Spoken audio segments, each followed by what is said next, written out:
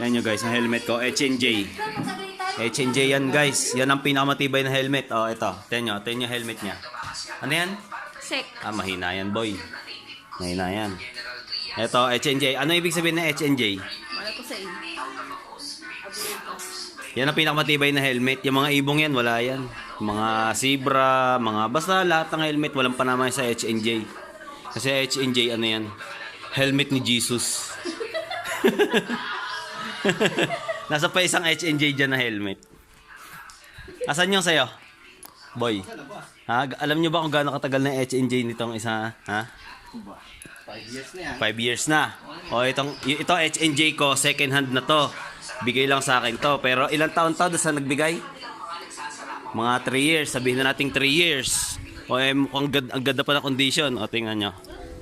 Helmet kasi yan ni Jesus. Ayan pa. O, ito.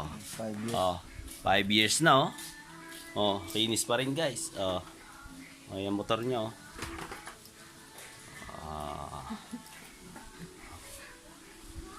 Sheesh!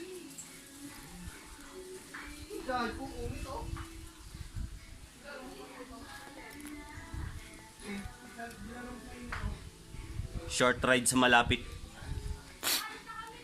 Short ride sa malapit lang ta. Oh, alam niyo na, H&J. Yan ang mga helmet ng mga tunay talaga, guys. Sheesh!